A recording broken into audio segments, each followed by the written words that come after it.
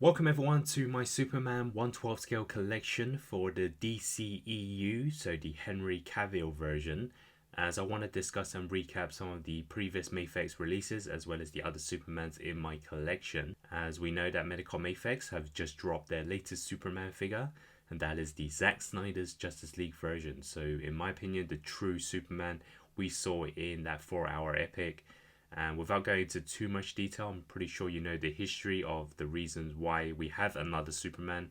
And that is because the original version was filmed in the original blue and red colors, and Warner Brothers didn't allow Zack Snyder to use the black suit. But years later, when he had full control to make that movie once again, he had to make Superman in that resurrection suit, which was so iconic in the comics. So let's first discuss the first Mafex release, which was the BVS version. And to me, at that time, it was a good Superman figure. It might have been like kind of the only Henry Cavill one to pick up. And looking back, I think this is very outdated now. Just looking at the sculpt, the colors, the skin tone, even the paint on the emblem, you can see it's more of a pinkish color. And the joints are very loose as well for some reason. And yeah, I just feel that there are better Superman figures out there in 1/12 scale. So it's not worth picking up. In terms of that line, I like the Batman figures, the Batman original suit, the armored suit, the nightmare suit. Those were all great figures, but for some reason Superman one just didn't quite work. They also released the Justice League version of Superman, and this was when Mafex went all in into that Justice League team, giving us all the characters, a Bruce Wayne figure, and this Henry Cavill Superman is a much improved version. Of course, the colors at that time were correct because it is the blue and red colors, the classic Superman look, and everything beats the BVS version, whether it's the lightness, the paint, the sculpt, the joints.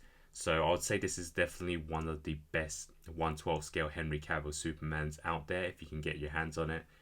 And even though we have the black suit version now, I think this would work in either your Man of Steel or BVS line.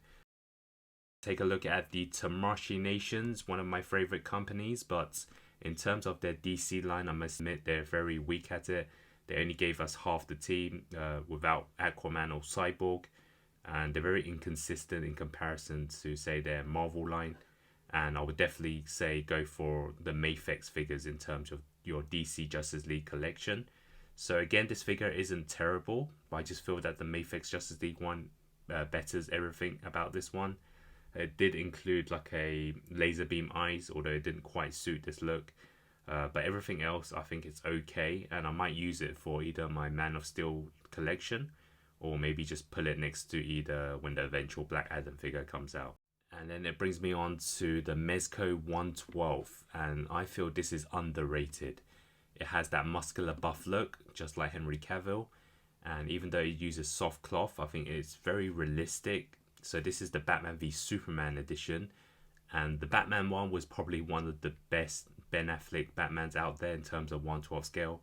The Superman one, I think there is an argument between this or the Mafex Justice League, but I just prefer this one. I don't know why. There's something about this that I really like, and it does have the laser beam eyes, and I think just the bulkiness of this figure, it really makes a great display. So the only release so far in terms of that color is the McFarlane Toys. You can see it's a lot taller than all the other figures I just mentioned. And the only good thing about this line is obviously the price was very cheap, but we also got the Darkseid and Steppenwolf figures, which go really well even with the other ones. I think they scale up okay.